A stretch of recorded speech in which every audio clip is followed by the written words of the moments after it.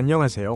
여러분, 성공을 위해 스위퍼를 봉인한 이 투수. 기아 타이거즈의 빠른 템포를 가진 우완 투수 황동아는 빠른 투구 속도만으로는 경쟁력이 부족하다고 판단해 2023 시즌 후 미국 워싱턴주 시애틀에 위치한 드라이브라인 베이스볼 센터를 찾았다.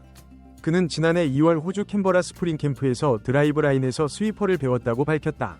그러나 황동아는 2024 시즌에서 스위퍼를 거의 활용하지 않았다. 아직 완성도가 부족하다고 생각했기 때문이다. 그는 지난 시즌 중 스위퍼가 잘 맞지 않는다고 말한 적이 있었다.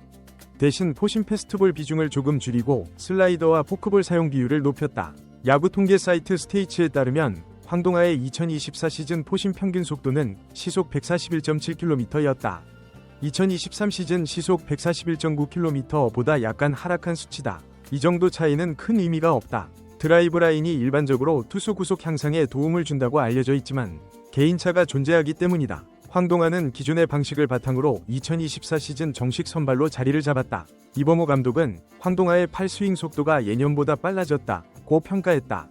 그는 25경기에서 5승 7패, 평균 자책점 4.44를 기록했다. 앞으로도 구속보다는 기교를 활용한 선발 투수로서 성공할 수 있는 최적의 방향을 찾아가는 것이 중요해 보인다. 황동아는 올해 우한 강속구 투수 김도현, 신인 김태현과 함께 선발 자리를 두고 경쟁한다. 김태현이 선발 경쟁에서 밀리면 이 군에서 선발 훈련을 받을 가능성이 크다. 반면 황동아는 5선발에 들지 못하더라도 롱리리프로 대기하며 예비 선발로 준비할 가능성이 높다. 이범호 감독은 스프링 캠프 출국 전 이들의 재능을 이 군에서 쓰기에는 아깝다고 언급했다.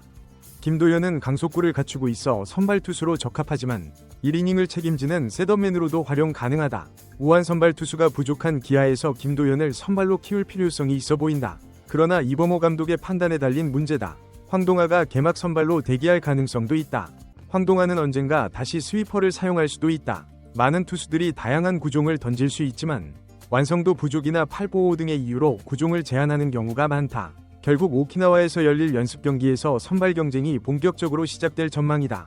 황동아, 김도현, 김태현 모두 기아를 대표할 우완 투수로 성장할 잠재력을 가진 선수들이다. 양현종의 은퇴와 관리, 돌아올 이의 적극적인 벤치 개입 등으로 결국 이들 모두 선발로 나설 기회를 얻을 것이다. 선발 자리를 두고 벌어지는 경쟁은 시즌 중 승패가 갈릴 것으로 보인다.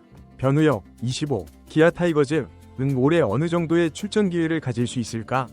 변우혁은 2022 시즌 후 기아 타이거즈로 트레이드됐다.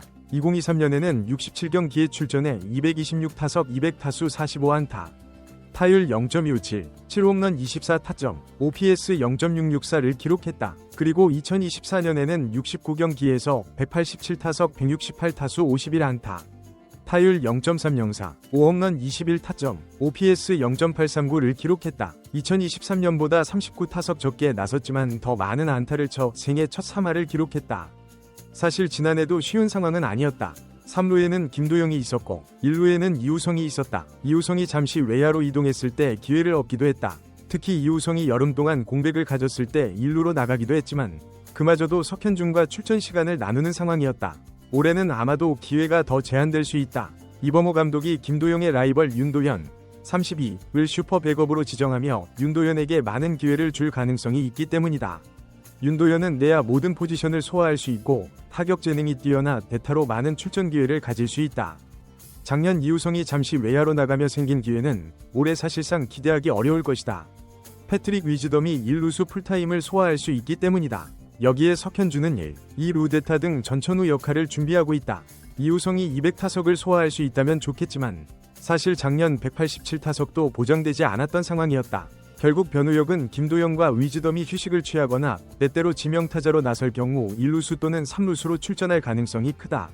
다만 최영우가 지난해처럼 나이를 잊은 뛰어난 활약을 펼친다면 이마저도 쉽지 않을 것이다. 또한 이 밖에서 기회를 엿보고 있는 고종욱, 황대인 등도 간과할 수 없는 상황이다. 1군에 올라오게 되면 누구든지 2군으로 내려갈 위험이 존재한다. 이만큼 기아의 백업 경쟁은 치열하다. 뎁스가 깊고 팀의 전력이 강하다는 것을 보여준다. 다시 말해 변우혁이 이러한 어려운 경쟁을 뚫고 강한 인상을 남길 수 있다면 이는 그의 성장에 중요한 계기가 될 수 있다. 어느 팀에서든 백업이 주전으로 자리 잡는 것은 쉬운 일이 아니다. 변우혁은 자신을 믿고 노력하면 된다. 작년에 1군의 고정 멤버로 자리 잡을 수 있었던 이유는 타격 자세가 완전히 자리 잡았다는 내부 평가가 있었기 때문이다. 이범호 감독은 좀 더 노력하면 더 나은 모습을 보일 수 있다. 꼬마라며 공개적으로 격려와 함께 채찍을 들기도 했다. 이는 변우혁의 성장 가능성을 매우 높게 평가한다는 의미다. 주어진 상황에서 최선을 다하고 자신의 경쟁력을 입증하는 것이 중요하다. 그 결과가 2024년생의 첫 10홈런이라면 충분히 만족할 수 있을 것이다. 기아의 몇 안되는 거포 유망주인 변우혁. 본인도 간절히 원하지만 기아 역시 변우혁이 터지길 기대하고 있다. 기아 티켓이 가장 저렴하다니 시장 경제에서 공급과 수요의 원칙은 중요한 법칙이다. 수요가 많으면 가격은 자연스럽게 상승한다. 반면 수요가 적다면 가격을 무리하게 올려서는 안 된다. 그렇게 되면 아무도 찾지 않게 된다. 실제로 이 시장 경제의 논리가 가장 잘 적용될 수 있는 분야가 바로 프로스포츠다. 팬들의 마음은 냉정하다. 흥미로운 팀과 경기는 사람들이 몰리고 재미가 없을 것 같은 곳에는 관심을 두지 않는다. 그렇기 때문에 프로스포츠의 본고장인 미국에서는 일찍부터 차등 정책이 시행되었다. 야구와 농구 등 인기 스포츠 모두 마찬가지다. 메이저리그의 대부분 팀은 LA 다저스, 뉴욕 양키스, 보스턴 레드삭스 등 전국적인 인기를 끄는 팀이 원정 경기를 오면 티켓 가격을 크게 올린다. LA 다저스와 샌프란시스코 자이언츠의 라이벌전, 지역 라이벌 매치 역시 마찬가지다. NBA 농구에서 슈퍼스타 르브론 제임스가 속한 LA 레이커스, 스테판 커리가 있는 골든 스테이트 워리어스의 경기는 티켓 가격이 급등한다. 미국 팬들은 이러한 상황을 당연하게 받아들인다. 이미 오래전부터 이런 문화에 익숙해졌기 때문이다. 한국의 프로스포츠도 점차 발전하고 있다.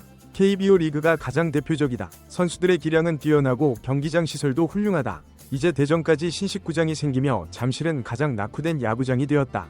KBO 리그는 지난해 1000만 관중을 돌파하는 대기록을 세웠다. 젊은 팬들이 많아지며 야구 선수들이 아이돌급의 인기를 끌고 있다. 지난해는 티켓을 구하는 것이 하늘의 별 따기처럼 어려웠다. 올해도 상황은 비슷할 것으로 예상된다. 삼성 라이온즈의 경우 시즌권 판매를 두고 벌써 큰 논란이 일어났다고 한다. 경제적 관점에서나 수익을 고려할 때 구단들은 이런 기회를 놓쳐서는 안 된다.